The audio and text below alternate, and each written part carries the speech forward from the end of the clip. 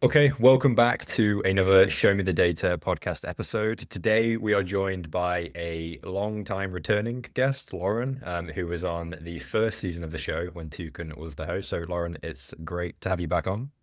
Thank you so much. Great to be here. Awesome.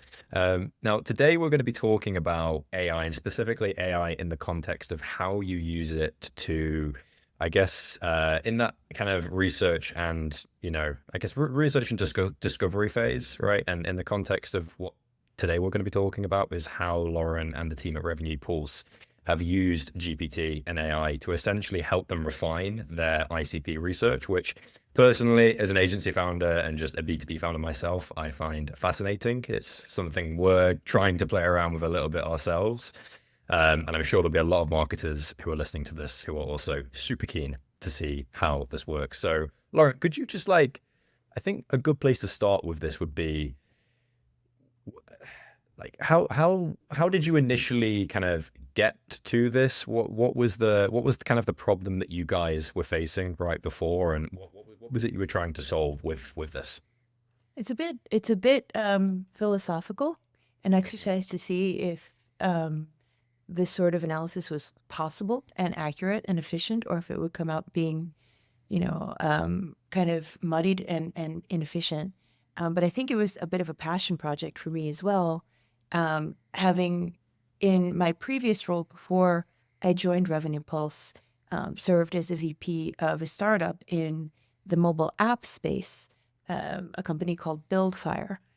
I was daily up against a challenge where we were, in my first week of the role, my CEO and my CTO expressed their sentiment that we could sell mobile apps to anyone. And I said, oh dear, that's not an ICP, right?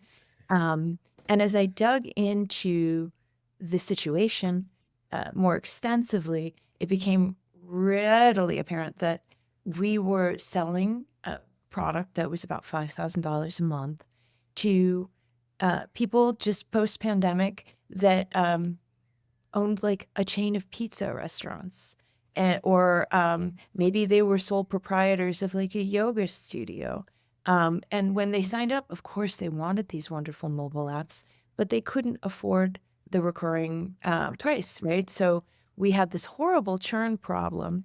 And I couldn't help but think it must start with that awful, nebulous, undefined ICP. So we revisited that, and I sat and I worked with a data scientist for months while we went through our regional data, our company size data, our profit margins. We looked at churn. We looked at churn by company size and industry and vertical and all these different layers of analysis, and finally figured out that we needed to go up market a bit. And it made logical sense, right? That if we targeted a group of physicians that maybe had physical therapy offices as opposed to the lady with the yoga studio, there was going to be more budget for this mobile app to be sustainable. And so this analysis for me was vital in changing the way that we went to market in my previous company, in my previous role.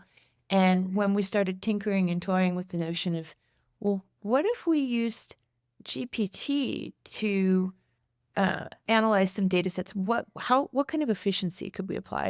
And knowing that it took me the better part of like 6 months to get the project done the kind of old-fashioned way with manual data science, it was a curiosity for me for sure when we started to look at an AI experiment. And I have a peer here at Revenue Pulse, Lucas Machado, and he is absolutely our data wizard. He's in grad school and passionate about data science and deeply involved in AI and staying at the forefront of it. And this was like about a year ago.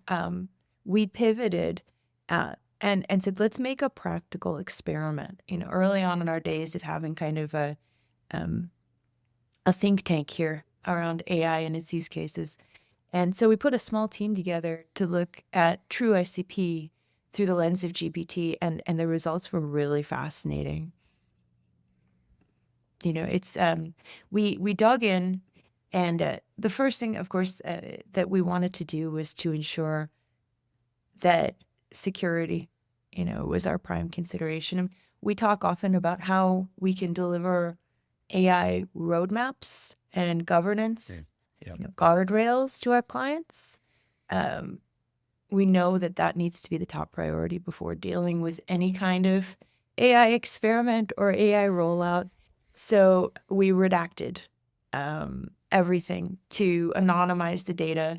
We replaced all of our client names and project values for the last 2 years of our company's data in Salesforce with unique identifiers and profitability like approximations. So it was completely anonymized. The nothing was identifiable, right? Which we felt really passionate about protecting the anonymity of the data that we were going to use. And then we uploaded our data with some Python script through a cluster model and made 4 cluster groups based on 3 like variables. Profitability, which is the approximation. So, no actual data was harmed in the making of this model. Frequency of purchases. So how often, they were signing up for new projects, and number of employees to kind of get an idea of enterprise clients versus, maybe startups or mid-market. And this isn't, like crazy or revolutionary, but that's the point where we kind of pivoted and said, okay, now that you've got these groups, here's what our company profile is, right? So here's the best definition we can give you of who we are and what we do based on this anonymous data. Tell us what companies would be a great fit, right? And so we took a genetic algorithm and had GPT run run 2 years of our data through the cluster 25 times. And every time we had to go through, we had to keep the top 3 selections for us and then drop the bottom 2. And when all was said and done, after we refined the data set, we had a list of companies. And when we popped that list of companies open, the results were insane.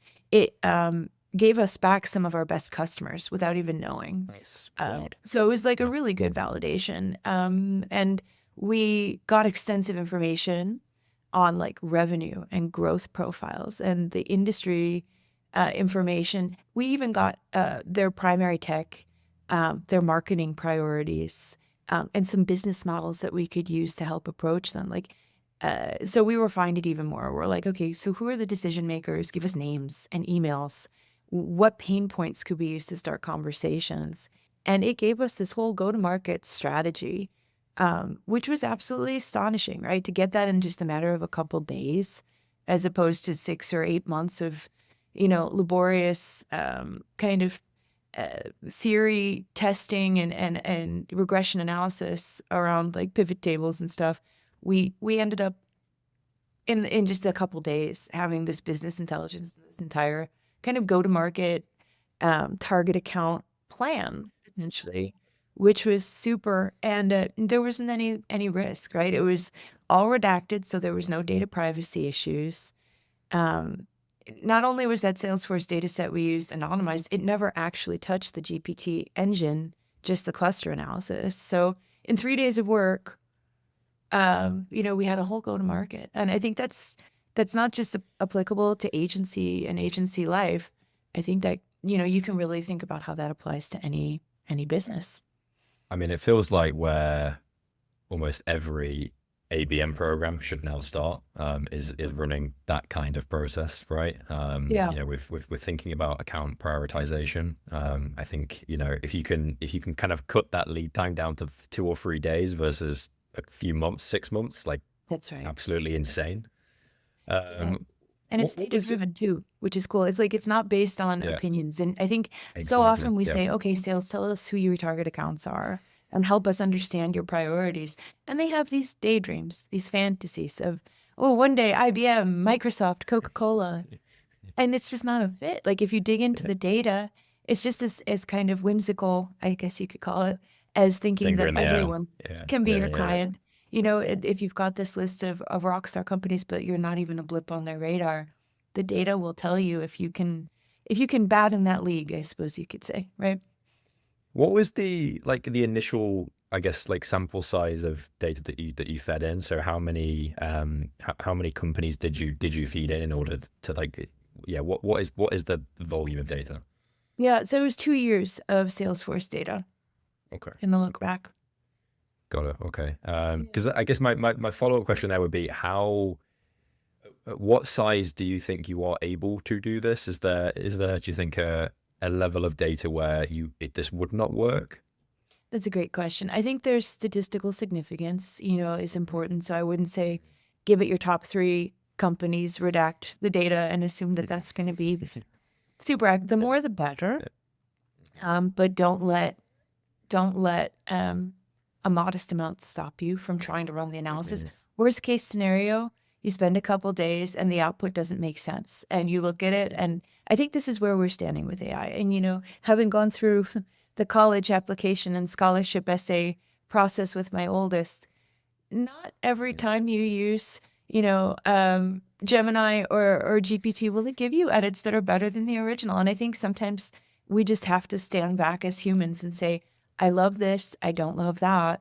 This looks great, this works for me, and this doesn't. But that's where we're not quite replaceable yet, right? When it comes to the human component of managing the AI. So I think when you bring up the notion of statistical significance in the source data, that's a great question to ask before you go down the road of a couple days of work. But if after a couple days of work, you see something and it doesn't quite fit, you've lost a lot less than taking that same data, putting it through manual paces for 6 to 8 months just to come up with the same conclusion, right? 100%. Important question to ask, though, for sure. You mentioned in explaining it, like there were some specific, almost I think like buyer profiles and like business cases that you were able to go to them these accounts with.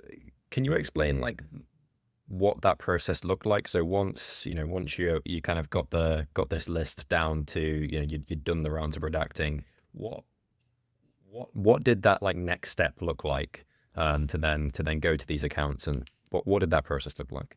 So this was a philosophical experiment more so than anything. So we didn't necessarily take it to the next phase of implementation like maybe a tech client would. We don't have the outreach sequences or For sure. the LinkedIn,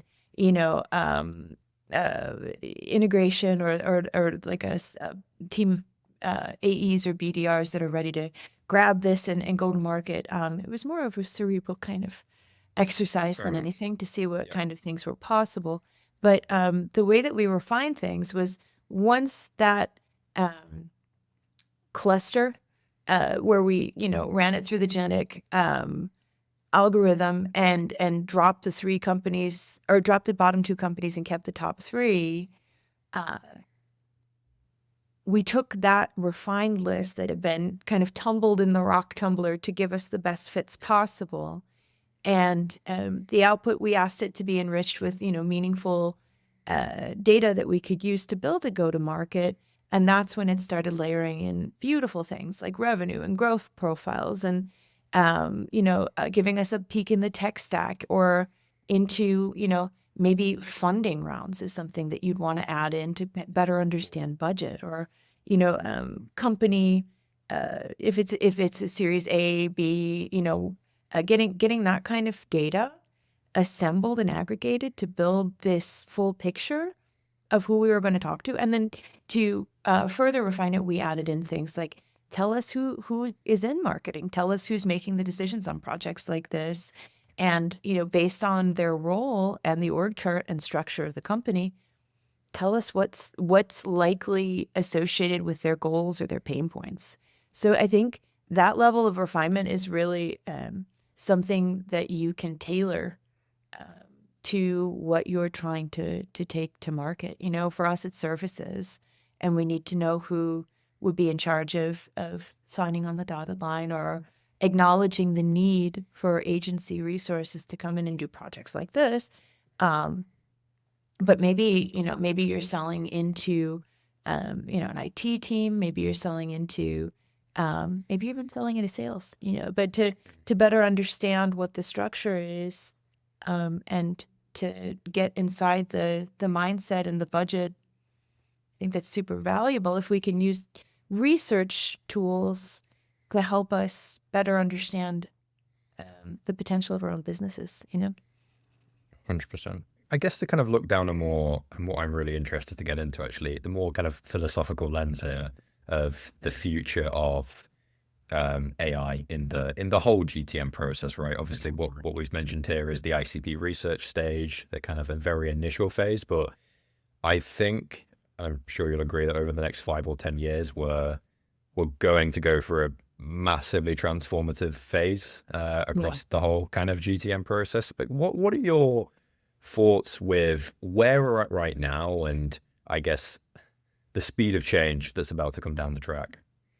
So I think people are coming out of a bit of a hype cycle, and there's a little bit of a disillusionment, right? Where maybe somebody's popped open a free version of GPT and played with that and said, oh, it's okay, but look at this image, it has 6 fingers, or I don't love the fact that, there was a glitch, or even maybe they've encountered like hallucinations, or, had experiences where they're like, oh my gosh, it's not perfect. It's not exactly perfect. And I think people feel like the promise was supposed to be that at this juncture, it was supposed to have revolutionized everything already. What I personally am intrigued by as far as current development and what that represents for the near future, maybe not even 5, 10 years from now, I don't even know if I can fathom what that'll look like. I'm a little nervous, honestly, around not just AI, but super intelligence and how that's going to play out geopolitically, economically, all those things. But I think what we're standing on the cusp of now is a really interesting phase, where connectivity is going to be possible. So it's like with AI, you've had GPT and you've had maybe custom GPTs where you could train them on specific topics and make them really smart or whatnot. But what's really, I think, going to be transformative is now that we have MCP, which model context protocol or whatever. It's like the new World Wide Web for all things AI. So now it's like an HTTP where things can connect. So what does that mean? So you can have a GPT, agent connecting to all of the tools that you use. So I could have it logging into and running programs in Marketo while it's connected to my webinar platform and building webinar programs, while it's connected to email and it's sending out emails to the team, while it's posting on social media, while it's basically acting like a channel marketing manager of sorts, and maybe even pulling in creative, maybe pulling in content. And we're seeing like Adobe announced this year at Adobe Summit that they were going to have an AI orchestrator kind of sitting on top of this agent structure, so this agentic AI across all of their key platforms. So, maybe you have an agent sitting on top of your CDP that's helping you define audiences. Well, you have an agent on top of Marketo that's working all your programs. The interconnectivity of all of these resources now is really crazy. And I'm seeing early use cases and things like platforms like N8N that are low code or no code, where you can create these kind of agentic armies to work almost like an always on revenue stream to generate content. But I think, knowing how people have reacted initially, I thought people were going to go all in for this kind of efficiency. There's been a real hesitancy. Like, I'm sitting at Forum and one of my dear friends that's a fellow Adobe champ is in the room. And when Adobe's kind of demoing these early AI features and how they're going to give us early access, she was like, can you turn it all off in my instance? Because my company strictly forbids AI and its usage, for security reasons. She's at an accounting company. I've seen the same even in the gaming industry. Some of our clients have said, we expressly forbid this unless it's approved in writing. I think as we start to immerse ourselves in all these automations, there's going to be this nostalgia for hand-created content, for authenticity. People are going to crave stuff that isn't so canned and kind of obvious and obviously a machine, and they're going to crave that human connection. So as much as we can automate all the things, it's going to be interesting to see how we manage to cut through this automation with a layer of humanity. I think that's what differentiated Marketo and what made for good, campaigns in the early days of marketing automation were those moments where you didn't sound like you'd automated, but you actually communicated one-to-one and were looking for honest interaction. Like when you would elicit somebody to reply to a campaign was when you knew you were doing a good job, 100%, 100%. So, I think, especially with, I think LinkedIn's like the perfect example right now of the people who are winning a lot with, with their content, getting great engagement, are not the ones who are using a lot of these tools. They're the ones who are leaning into, video, leaning into, you can tell they're writing the posts, like their tone is coming out in the posts. the humanity of it. Yeah, 100%, 100%. What I'm like really curious about, particularly within the GTM process from your perspective, is how is that, how do you think like the buying process will change? Will it change? Do you think like Yeah. I do. I think it's interesting to see early things like Piper over at Qualified, where they have, these concierge kind of services, or when you even go for, any kind of personal or business related shopping, research-based shopping, and you go to these sites. And I was an early adopter around chatbots, and I thought it was so super cool that you could. Same. Because like our site needed an overhaul. We didn't have the budget for it, but I had a concierge now where I could point people toward what they were looking for. So it was a nice hybrid of sort of feeling like a human knowledge base kind of intersection where you could talk to someone. You knew it was AI, but it could steer you in the right direction to give you a better experience. I think the more we teach these agents, and the more they deeply understand use cases and have compelling ways to help and support people as they're trying to do research in the early buying stages, they're going to be more useful than like search engines. They're going to be more useful. I don't even do a whole ton of research on Google anymore. If I'm trying to look at a vacation or if I'm trying to learn something, I go to TikTok and I'm like, okay, teach me here, because I know this algorithm understands the way that I learn, understands kind of why I'm looking for this content and how to serve it to me in bites. That even for GPT or the AI content, I love going to TikTok and listening to influencers there. But it's going to change the way I think people do research, and study about their potential solutions.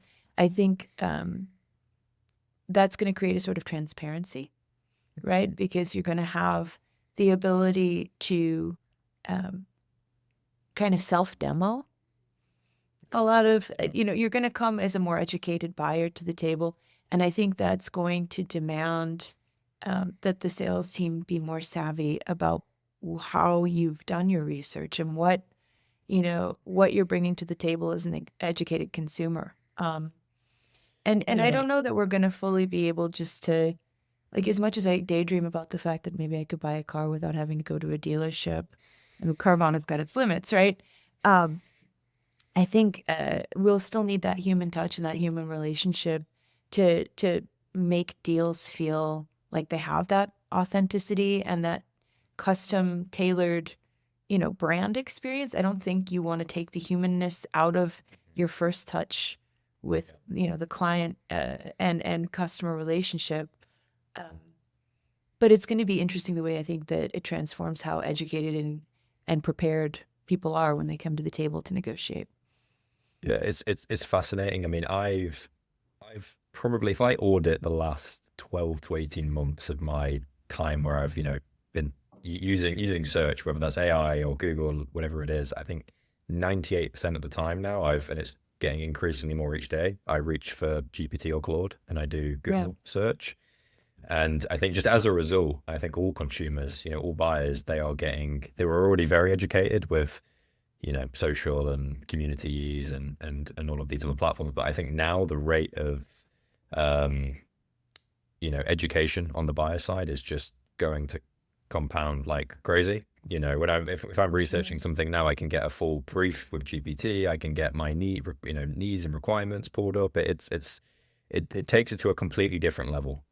There's a conflict, though, I think, and I wasn't aware of this until my 17-year-old brought it to my attention. But he himself is reticent to use GPT nearly as much as I am, and I couldn't figure out why. And when I talked to him, he's like, "Mom, every time you use GPT instead of a search engine, it's using the equivalent of a bottle of water to cool the servers. I've It's seen this before. environmentally unfriendly and not super sustainable. So trust the younger generation to keep us honest, right?" It's funny. I've seen this pushback all over at the minute, and it will be interesting to see if it does actually create a real divergence, because I've seen it in pockets so far. So yeah, it'd be interesting to see. I think eventually people will adopt. I think there may be no choice. I don't know. I think so, but hopefully we can find a way to have AI help us make itself more sustainable. Yeah. That would be the ultimate goal. That would be The ultimate goal. As a final wrap up, Lauren, what would be great, for the marketers that are listening, I think all of, particularly when we start talking about agents and I'm a heavy user of these tools. I'm sure there's some other people in the audience who also are big users of these tools. But for the people who are like, I've only just figured out GPT, where do you start with helping someone, I guess, on the pathway of like what I'd call AI 2.0, right? Where you're leveling up from just using a GPT type platform to more starting to think about this like agent ecosystem and how you start to use that. I think opening up a spirit of curiosity and approaching it with like an appetite for potential, and to understand that it's changing, rapidly evolving, and maybe when you figure out the state of the current state, it's going to outpace you and evolve right past you. But like embracing the question of how we can just do things differently. Maybe it won't be a home run. Maybe the first thing that you try to do will underwhelm you, but keep thinking about ways that it can help with your efficiencies. Like those of us, I think, that are willing to explore it are the ones that can ride the tsunami, will have the surfboard. When the tsunami inevitably is upon us, you don't want to be caught in the tsunami without having made yourself a surfboard, right? It's people that are afraid that it's going to take their jobs, to be candid, need to embrace the fact that if they don't understand it, it might. And if they can't embrace the efficiencies that it offers, someone else will. So if you picture yourself interviewing for a role in 2, 3, 4 years, when that question comes about how you use AI, do you want to say I don't? Do you really want to say that? Or do you want to have a clear vision of how you can benefit from it professionally, and how your team can benefit from the innovations and hopefully the ROI that follows suit? Just a quick add on to that. And I know with AI, I feel like saying in 12 months from now, it's almost a bit redundant because of how quickly things move. But if we were to say in around about 12 to 18 months from now, what do you think is table stakes as a marketer when it comes to AI? Like, what do you think will be the level of just expectation from from someone hiring a marketer, and just in terms of AI proficiency? I should hope that we're refining our processes with content. A year from now, I'm seeing the notion around delivering a beautiful deck or having really polished scalability around content generation. Like, you really can't be, I think, in a spot where you're still looking at content as the restriction of why you can't personalize at scale an experience for a prospect or a customer. Like that can't be your limiter anymore. I think traditionally we've said, oh, it's with the content. Once we have that persona built out and we have, a whole bunch of different emails or, sales sheets or whatever you're waiting on, or a series of webinars designed for this particular persona, that shouldn't be the holdup anymore. Personalization at scale is something that in the next year, is going to be, it's already, I think there was research that said 72% of modern B2B customers expect some level of personalization in their buying experience. And I think as marketers, we can't just say that that happens in the sales cycle. It's got to happen from the time that they express digital interest, that first digital blink, when they show up on the site or when they show up in our platforms. We need to be treating people distinctively differently based on their role and their needs and the size of their company, more than likely. I think those would be the table stakes within the next year. Agreed. That makes a lot of sense. Well, it's going to be really, I think, exciting and scary to see how it evolves over the next couple of years. I think thinking about a couple of years in AI just gets too mind-boggling to think about at the minute. I agree. But yeah, no, it's been a really great conversation, Lauren. So I appreciate you joining the show. Likewise, Joe. Thank you so much for inviting me. I hope you have a wonderful rest of this season, and maybe I'll come back again before too long passes. That'd be great. Awesome. Okay, guys, thank you for listening. Take care.